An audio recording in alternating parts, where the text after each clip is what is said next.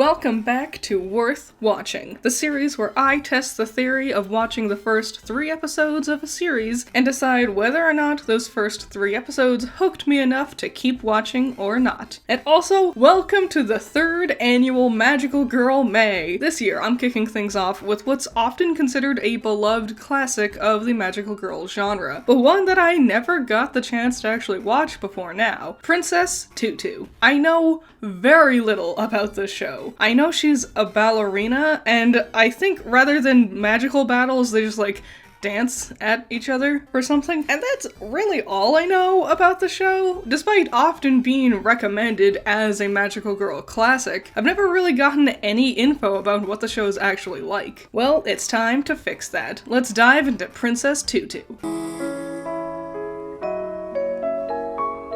Oh boy, here we go. Backstory time and what? Okay, interesting. Alright, so we started with the opening backstory, which was, This is great, said the old man who was supposed to have died. Interesting. And the opening for the show, I'm just immediately enamored with the style here. The storybook aesthetic is simple but beautiful. The color palettes feel gothic, but in a comforting sort of way. And the animation, true to the elegance and power found in real ballet, has the same stunning qualities. Except for friggin' discount Cacletta over here, he kinda pulled me out of it a little bit. But other than that, I'm fascinated with this style. So the backstory explains a story about a raven fighting a prince that seemingly escaped the confines of their storybook to finish the fight. At least, I'm pretty sure that's what they're saying. I don't know if this is metaphorical or literal, anything can happen. I want to dance with him too, but I'm a duck. You know, I don't know what I was expecting, but it wasn't going to be this. Is she watching him dance naked? What in the hell is happening? The giant anime eyes and a hoge on the duck is just sending me. It makes me think of those how to draw manga books. Anyways, Cacletta jump scares her and she wakes up, revealing that this weird naked dancing boy spying thing was just a dream of hers. Apparently a reoccurring dream, as she explains to the ravenous pack of wild birds she's apparently feeding.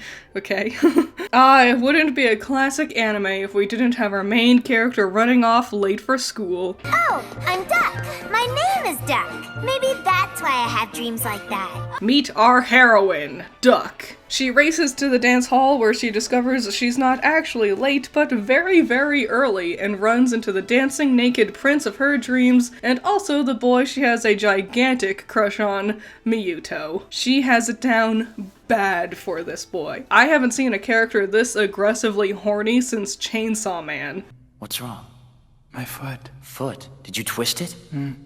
Idiot. Ah yes, a normal human interaction between friends. Say, this figure dude sounds kind of familiar. I wonder if I'd recognize anything else he's been. Oh my god! Duck meets up with her friends, one of whom 1000% has a crush on her. Scatterbrained as usual. She's so cute. Where are you going? So cute. And we learned that Miyuto already has a girl. Their teacher is a cat, and only Duck seems confused by this. If you don't, rest assured I will have you marry me. What the fuck? I swear to God, I'm only 10 minutes in, and this is all just a fever dream so far. Duck wants to apologize to Miyuto, but Fakir cock blocks her, then menaces at Miyuto some more. What a wretch you are. And while lamenting how she wishes she could do something about his always lonely-looking eyes, Cacletta seemingly appears, but vanishes before we can get too much info. Explain yourself, you're creeping me out. The next day, after seeing Fakir leave the building, Duck wants to try sneaking into the boys' dorm to apologize again, when suddenly she notices some baby birds trying to leave their nest, and then suddenly a huge raven flies in and attacks one of the baby birds, and oh my god! Answer for squares! Miyuto leaps from his window, completely pantsless. You know what he could use to cover himself up? Some of my sweet new Magical Girl May merch, now available with a link in the description. Duck runs towards him and Cacletta pops in to remind her of something. Yes, I do. I am Princess Tutu.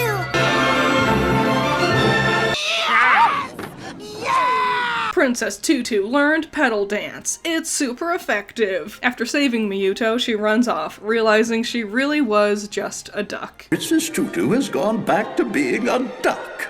The story has just begun.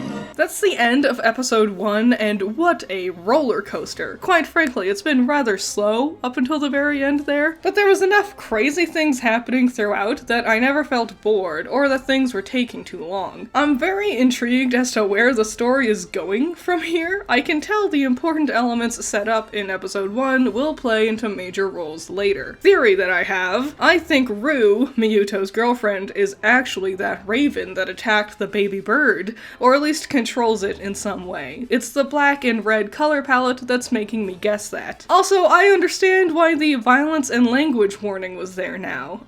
Don't jump out of windows, please. And also, don't be a dick to your friends.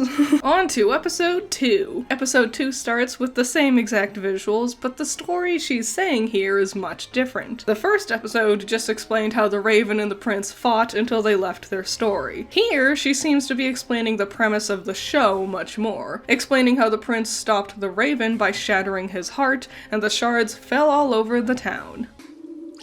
Quack! Whoa. I'm just a duck. Whoa! You may address me as Drosselmeyer. No, I'm gonna stick with Cacletta. I just think it's funnier. Cacletta here explains that they are the storyteller, and tells Duck that the way to save Miyuto is by collecting the broken shards of his heart. She promises she has the resolve to do so, and he gives her back the necklace. With it, she can become Princess Tutu again, and collect the heart shards. The downside, if she does or say anything that resembles a duck, she'll turn back into a duck again. May those who accept their fate be granted happiness. What is this now? Every time I think I can wrap my head around the story, something else just pops up and sends me for a tailspin again. This lady, who I'm presuming is another story character, helps leads Duck back to school, where she runs back into Miyuto and finally apologizes to him for hurting his leg. Then has the funniest internal battle with herself over how to not sound like an idiot while talking to him. Is the book interesting? Of course it is. You wouldn't read it if it wasn't. Yeah, we've had anime cat girls, we've had anime bunny girls, but let me introduce you to the anime anteater girls. What exactly are your thoughts on Miss Rue? You do love her, don't you? Not really. I'm informing you that Miyuto is going to accompany me now. A moment from anime, out of context. The anteater girl has a ballet dance-off against the Shadow the Hedgehog-flavored ballerina, and our hidden duck princess tag teams with her to battle for the love of the dead-eyed anime boy. Nifty. After losing and being a total bitch, the anteater girl breaks up with Miyuto, and Duck realizes that she has one of the broken heart shards. Ballet magic dance battle to represent our emotions! Yes! So the anteater girl was jealous of Rue, and that brought on the broken heart shard. Princess Tutu encourages her to dance earnestly, as that would be what would truly make her dancing as beautiful as Rue's is. Princess Tutu receives a piece of the broken heart shard and gives it back to Miyuto. I'm the feeling of bitter disappointment, shattered and forgotten.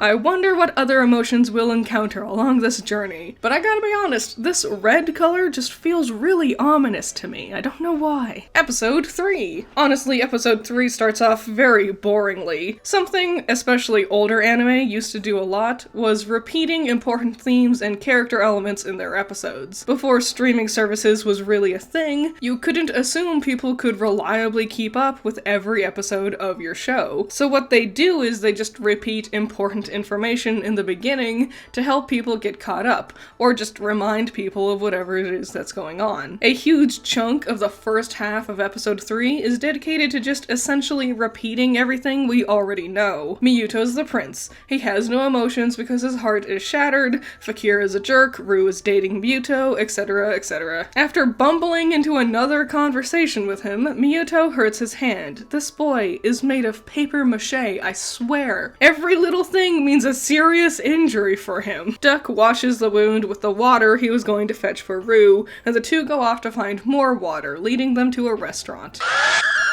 Duck realizes that the eccentric restaurateur has one of the heart shards, while at the same time the dark-haired duo go in search of where Miyuto has gone. While it's fun finally getting to actually see Duck spending time and talking to Miyuto, it is a bit of a shame that Miyuto, by his nature, is just a really bland character to be around. Since he has no emotions, he doesn't ever express anything, and it makes him really boring to interact with. Although it did make me realize that since he has no emotions or personality, the only thing Duck is so enamored with about him must just be his looks. Perhaps this will play a larger role in the story. Anyways, Duck's weirded out by the lady, all of her food, despite looking great, is ice cold, and she keeps insisting that they eat more and more. So it's Princess Tutu time. I want him to keep eating more and more! Why has your cooking become so bland and cold? Ice cold in the center! The restaurant lady explains that she's lonely after her husband's death, and Princess Tutu helps her through it. I do really love this theme of feeling and expressing your emotions with this show. It almost feels therapeutic hearing the way Princess Tutu talks to people. There's no death-defying magical blasts or whatever, it's just expressing your emotions, which is not only a unique concept for a show to tackle, but also very fitting for the ballet motif of the show too. I don't know much about ballet if I'm being honest, but I do know it is an art form that is heavily tied to displaying emotions through dance. He is saved! Whoopee! Just in time too, as the others arrive on the scene. Princess Tutu. This is ridiculous. That's just a story. Huh? She's still a princess fated never to be with her prince. And with that, that was the first 3 episodes of Princess Tutu. First things first, would I want to keep watching? Yes! Absolutely yes! Princess Tutu is instantly charming. I think one of the most standout things about it is its color palette. From soft, almost pastels to dark and vibrant tones, it conveys the storybook idea of its premise really well. I also just love the animation. Yes, it's beautiful, elegant, and emotional, but what I love is the goofy, squashy movements when Duck gets flustered. Everyone's big, bold, expressive faces. I love the style of this anime. On top of the visuals, the premise is really what's got me interested. The plotline of helping various townsfolk processing their emotions is a cool gimmick to keep the episodes interesting. But what I'm really hooked by is learning the secrets, because of course there's going to be secrets here. I theorized earlier that Rue might be the raven that attacked the baby bird, and so would probably also be the raven that the prince battled in the story. But I also feel like that there might be hints that Fakir could be the raven too, or maybe one or both of them are red herrings in this situation. On that note, I'm not so sure Miyuto is really the prince of the legend. There's some weird lines of dialogue that seemingly go out of their way to dance around actually confirming it's him. Do you still want to save the poor prince who's lost his heart? I want to save a Senior Muto. The prince was a wholehearted hero. Like I said, the red of the broken heart shards feel rather ominous to me. Also, like, their teacher's gotta have one of the heart shards on him, right? He's just so weird, and his very specific threat of marrying him is like eyebrow raising, right? That has to be something. That can't just be his character.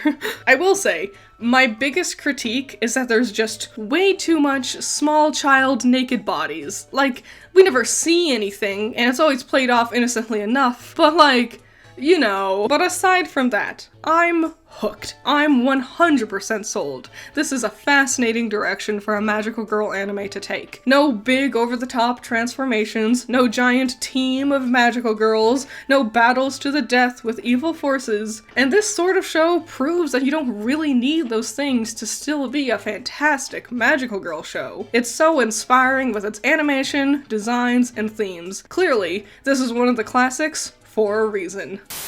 You are deformed. I am deformed. And you are ugly. It walks like a duck. It's either a duck or a duck wearing some type of human costume. Pants are an illusion, and so is death. You and me, just us, and your friend Steve. Do, Steve.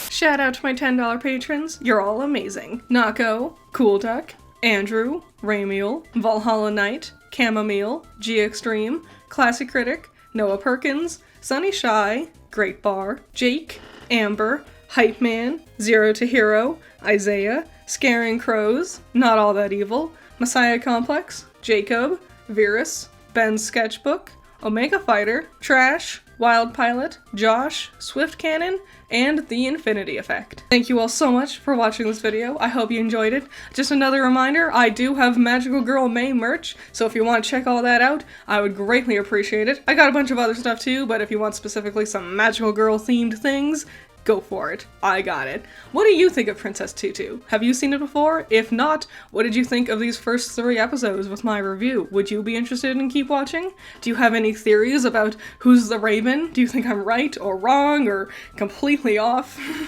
Any and all thoughts and opinions about Princess Tutu, whether you have or haven't seen it before, leave them in the comments below. I would love to see it. And I'll see you all in the next one. Bye bye.